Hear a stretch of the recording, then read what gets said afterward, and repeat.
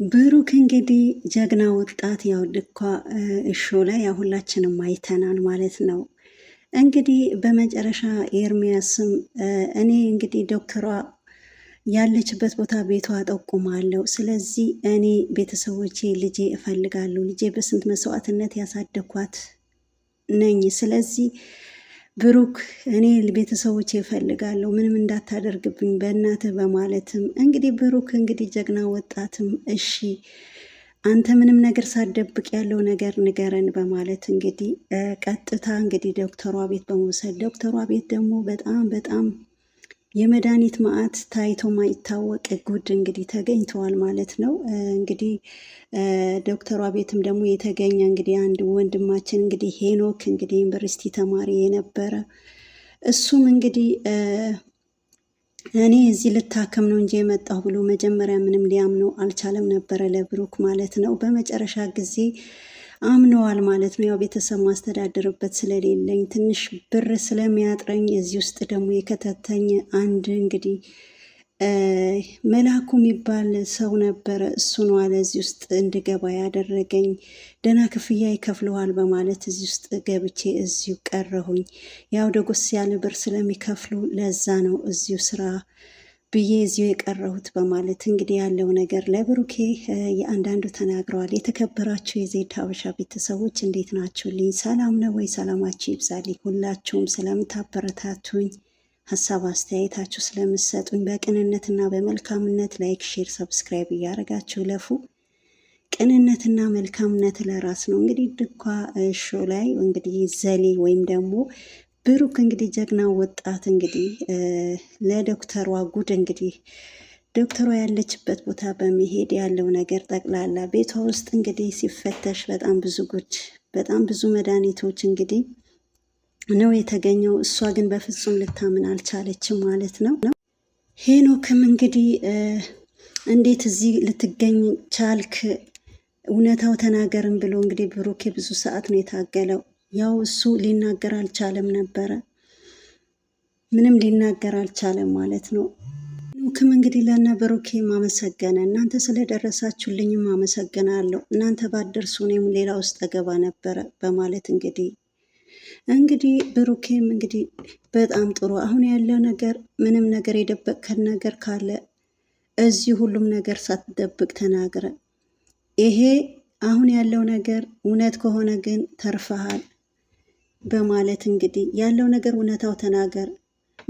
ምንም አይነት ነገር ከእናንተ ጋር ለመተባበር ከእናንተም ደግሞ እማውቀው ሁሉ አሳውቃለሁ። በቻልኩት መጠን እናንተ ለመርዳት ዝግጁ ነኝ በማለት እንግዲህ ሄኖክ እንግዲህ ለብሩኬ ሁሉም ነገር እኔ ከእናንተ እንግዲህ ጎን ሆናለሁ፣ እናንተ ተባበራለሁ፣ ከዚህ ወንጀልም ደግሞ የሚሳተፉም ሰዎች እንግዲህ አሳልፍ የሰጣሉ። እኔ ከአሁን በኋላ እንኳን እናንተ ደረሳችሁልኝ በማለት እንግዲህ ሄኖክ እንግዲህ የተገኘው ዶክተሯ ቤት ነበረ እንግዲህ ሊታከም እንደገባ።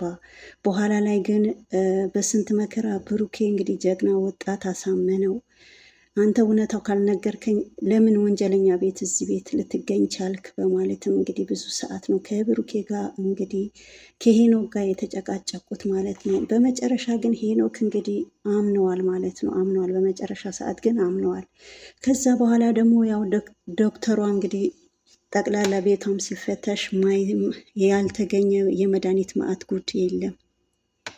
በመጨረሻ ቢሆን እኔና አንቺም ተገናኝተናል፣ አንቺ ጋር ስመጣ ብዙ ነገር ሰምቼ ነው ብሎ ሲጠይቃት በዛ ላይ ያገኘሁት መድኃኒቶች ብዙ ነገር አግኝቻለሁ። በአንድ ሰው ቤት ውስጥ የተገኘ መድኃኒት በአንድ ቤት ውስጥ የሚገኝበት የሌለበት መድኃኒት ነው የተገኘው። ለምንድነው ማይገኝ ትላለች ዶክተሯ። እኔ የአንዳንድ እስከ ማንደንዘዣ ጭምር ቤትሽ ውስጥ ተገኝተዋል። እነዚህ መድኃኒቶች ደግሞ ለምንድነው ቤትሽ ውስጥ የተገኙት? አቅማቸው የማይችል ሰዎች ቤቶኛ አክማቸዋለሁ፣ አለቀ። ምንም የተለየ ነገር እኮ የለውም። አልገባኝም ግን አንተ ግን ማነህ? ትላለች ለብሩኬ። ይህ ሁላ ሰው ምን ሊሰራ ቤት የመጣ ትላለች ዶክተሯ። እንግዲህ ለምን እንደመጡ ጠንቅቀሽ ታውቂያለሽ። ምክንያቱ አዳምጪኝ። ምክንያቱም አንቺ ከማን ጋር እንደምትሰሪ የማን ሰው እንደሆንሽ ከማን ጋር እንደምትሰሪ እኛ ጠንቅቀን እናውቃለን። እኔ ከማንም ጋር አልሰራም፣ ህብረተሰቡ ማገልገል ነው ስራዬ። ግልጽ ነገር ነው ይሄ፣ ወደዛ ወደዚህ የሚያስብል ነገር የለም ትላለች ዶክተሯ። እና ሲቀጥል እኔ ምንም ነገር ካንተ ጋር ንግግር የለኝም ብሩክ ትላለች ዶክተሯ። ይሄ ከመጀመሪያ ጀምሮ እስከ መጨረሻው የእናንተ ሰዎች የተዘጋጃችሁ ድራማ ተውት፣ አቁሙ። እኔ እና አንቺ በደንብ እንተዋወቃለን።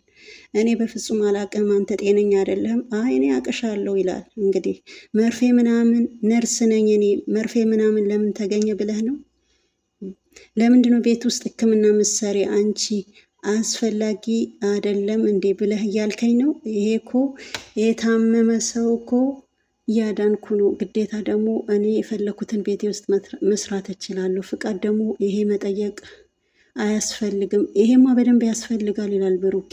ለምንድን ነው የማያስፈልግ? በስነ ስርዓት ይሄ እኮ የሰው ህይወት ነው አንቺ የምታጠፊ። ቤትሽ ውስጥ ደግሞ በጣም በጣም የማይጠበቅ መድኃኒት ነው የተገኘብሽ። ለምንድን ነው ያልሆነ ነገር ምሰሪ? እና ይሄ ሁላ መገኘት የለበትም፣ በጣም ያስቀጣሻል ይላታል። በቃ ይሄ በጣም ቀላል ነገር፣ ይሄ ግዴታ ፍቃድ ምናምን አይጠይቅም። ይጠይቃል መቼም አንድ ሰው በግለሰብ ራሱ ደረጃ ፋርማሲ ወይ ክሊኒክ ሐኪም ቤት አይደለም፣ በፋርማሲ ደረጃ ነው የሚገኝ ይሄ መድኃኒቶች። ከየት ነው ያመጣሽው አንቺ ቤት ለመገኘታቸው ደግሞ?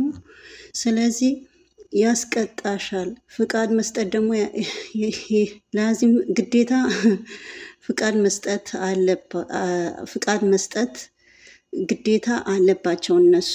ስለዚህ አንቺ ፋርማሲና ሐኪም ቤት ይመስል ይህ ሁላ የደረደርሽው የምን መድኃኒት ነው ይላታል። አንተ ምን አገባህ ደግሞ በገዛ ቤቴ ምን አገባህ? አንተስ ምን አስጠየቀህ? ትለዋለች ብሩኬ። ምን ትቀባጥራለህ? በቃ ሰው ማዳን ጥፋት ነው ትላለች ዶክተሯ። በቃ የታመመ ሰው እኮ እያዳንኩኝ፣ በቃ ሰራሁም አልሰራሁም ሰው እያዳንኩ፣ የምነግርሽ ነገር ሰው ያዳኝ ሳይሆን ሰው እየገደልሽ ነው ይላታል ብሩኬ። ማንን ስገላየኸኝ? እኔ እኮ ሰዎቹ አቅም የሌላቸው መታከም አይችሉ ሰዎች እያከምኩ ነው ቤቴ ላይ። ስለዚህ ያም ሆነ ይህ እኔ ስራዬ ነው የምሰራው። አንተ እዚህ ውስጥ ምን ከተተህ? እነዚህ ያመጣሃቸው ሰዎችስ እነማን ናቸው? በማለት እኔ ቤቴ ውስጥ የፈለኩትን ነገር መስራት እችላለሁ። ደግሞ ፍቃድ የምን ፍቃድ ነው ማወጣው? ምን ፍቃድ አስፈለገው በገዛ ቤቴ? በማለት እንግዲህ ከዚህ በፊት ታውቀኛለህ ወይ? አዎ በደንብ ጠንቅቄ ያውቃለሁ። ከዚህ በፊት ምንነትሽ አውቃለሁ። ሁሉም ነገር አጣርቼ ነው የመጣ። የእኔ ወንድም ዳንኤልን ሳይቀር የገደሉት ያንን ሁሉ እንዲያደርጉ የሚያደርጋችሁ ነገር ሁሉ ውስጣቸው የተቀበረ ነገር ሁሉ ያደረግሻቸው የሰጠሻቸው አንቺ ነው። ስለ መቅበር ምንድን ነው የምታወራው? ትላይ ዶክተሩ እዚህ ድረስ የመጣው ምንም የማያውቅ ሰው ነው ተኝቶ ያገኘሁት። ምንም የማያውቅ ሰው አይደለም፣ በራሱ ፍቃድ ነው የመጣው ሊታከም። ስለዚህ አረጋገጠን እኛ ሁሉም ነገር። እኔ ነኝ ማቅ ወይስ አንተ ነህ? ትላለች። ከፈለግ ዞር ብለህ እሷ ምንድን ነው ስራው ምንድን ነው ብለህ ሰዎቹን መጠየቅ ትችላለህ። ስለ እኔ ያገኘሁት ሰው እዚህ ቤት ሄኖክ የተባለ አንድ ዩኒቨርሲቲ ተማሪ ወጣት እዚህ ተኝቶ ነው። እዚህ እንግዲህ ልትቀብሪበት ስትይ ነው የያዝኩሽ። ስለዚህ አንቺ ወንጀለኛ ነሽ። ታሞ መጣ፣ እኔ ከቤቱ ጎትቼ አላመጣሁት ትላለች። መድኃኒቱ የመቀበል አቅም ስለሌለው ሌላ መድኃኒት ሰጠሁት ትላለች። እንግዲህ ሄኖክ እንግዲህ ታሞ እንግዲህ ተኝቶ እሱ እንትን አልልም ሲል ሌላ መድኃኒት ልሰጠው ነበረ ትላለች። ብሩኬ ደግሞ እንግዲህ ልትቀብሪበት ነበረ እጁ ላይ፣ እኔ ግን ደረስኩብሽ። ለምንድነው ይሄ ሁላ ወንጀል ቤት ውስጥ የምትፈጽሚ ብሎ ዶክተሯ ሲጠይቅ ዶክተሯ ምንም ልታምን አልቻለችም። ምንም ነገር አንተ ምን አገባ በገዛ ቤቴ?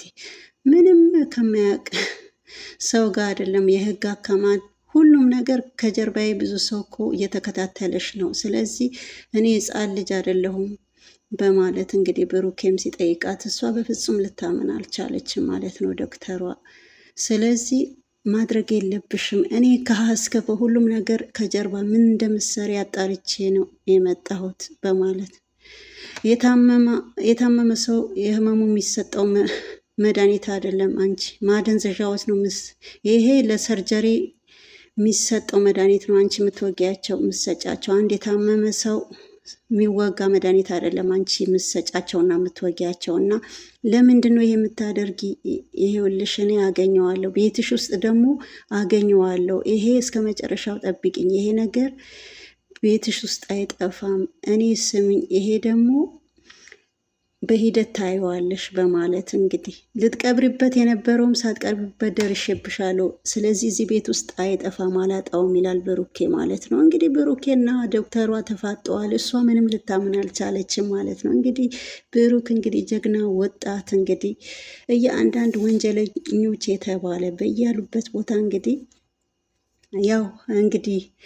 ያው ሲያፋጥጣቸውም አያምኑትም ማለት ነው። እንግዲህ ሄኖክም ብዙ ሰዓት ነበረ እንግዲህ ምንም ሊያምን አልቻለም ነበረ።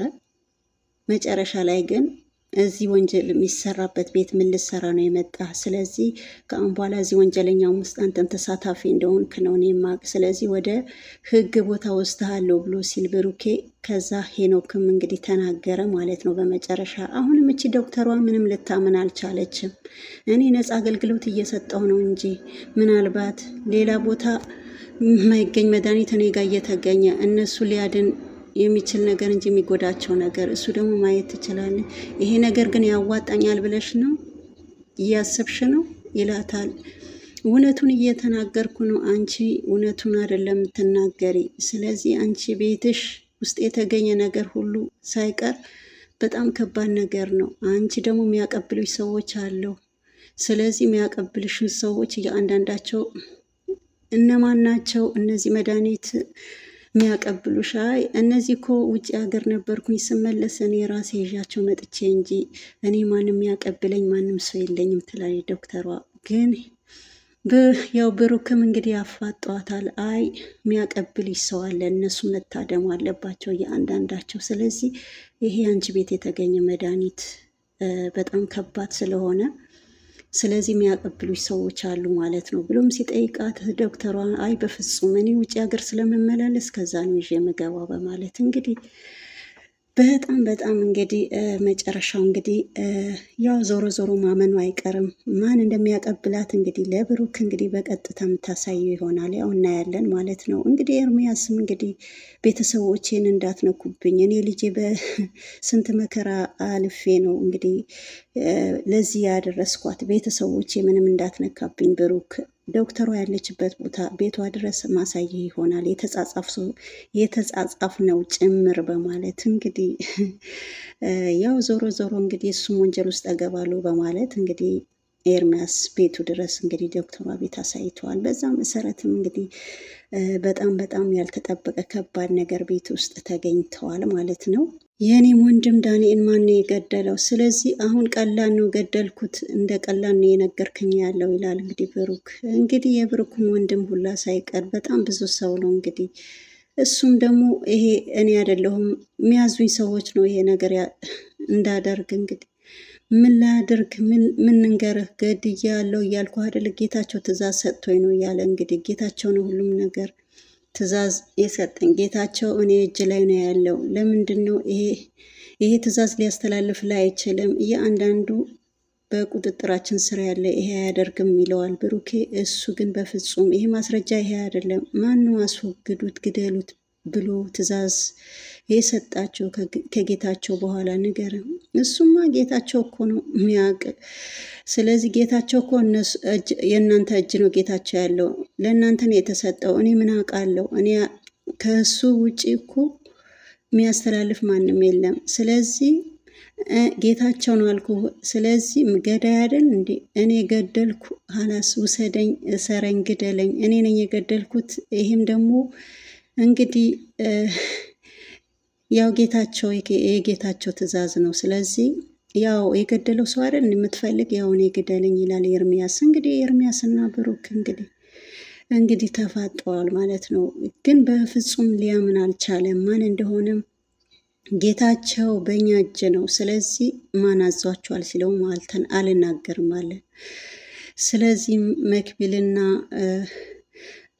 እንዴት ነው ቤተሰቦች አግኝተህ ወይዘሮ አያለ አይተህ ታውቃለህ? ምንድን ነው የምታወራው? ለምን ትንተባተባለህ? አልገባኝም እያለ እሱ እንኳን አትደነባበር፣ በስነ ስርዓት መልስ፣ መጀመሪያ በነበረህ አቋም አውራኝ ሲለውም አልገባኝም፣ ምን እየጠየቅከኝ ነው? እኔ አልገባኝም ይላል እንግዲህ ኤርሚያስ። ከቤተሰቦቼ ምን አለ አንተ የመጣኸው እኮ እኔ ቤተሰብ ላይ ነው። ስለ ቤተሰብ ሲነሳ እንዴት እንደሆነ ታውቀዋለህ። አሁን እየገባህ ይመስለኛል የኔ ስሜት። እኔና አንተ በስነ ስርዓት ከአሁን በኋላ ማውራት አለብን። የቤተሰብ ምንነት አሁን የሚገባ ከሆነ እኔም የተገደለብኝ ወንድሜ ነው። ይኸውልህ ብሩክ ከቤተሰቦች የራቅ እነሱ ምንም ነገር አያውቁም ይላል። ሁሉም ነገር የምሰራው እኔ ነኝ፣ ጥፋተኛ እኔ ነኝ። የእኔ ወንድም ዳንኤል ምን የሚያውቀው ነገር ነበር? የእኔ ቤተሰብ ምን ያውቃሉ? የእኔ ቤተሰብ ምን አጥፍቶ ነው እንደዛ ያረኩ? ዳንኤል ምን አርጎ ነው እንደዛ አርገህ የገደልከው? እስከ ማጣት ድረስ የደረስኩት ይላል ብሩኬ። ብሩኬ በጣም ተናደዋል። አሁን በልጄ አትምጣብኝ አለ። እናት ያሳደግኳት በጣም ለፍቼ ጥሬ እኔ ሁሉንም ነገር እነግርሃለሁ፣ የማውቀው አንድ ባዕድ እነግርሃለሁ። እባክህ ልጄ ግን ምንም አታድርግብኝ፣ አንድ ነገር እንዳደብቅ እሺ? ካልደበቀኝ ምንም ችግር የለውም ይላል እንግዲህ ብሩክ።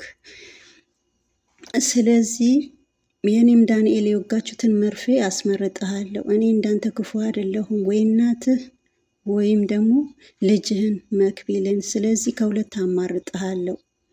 ስለዚህ አንተ የመረጥከው ሰው ነው መወጋልህ ይለዋል እንግዲህ ብሩክ። አለበለዚያ እውነቱ ተናገር።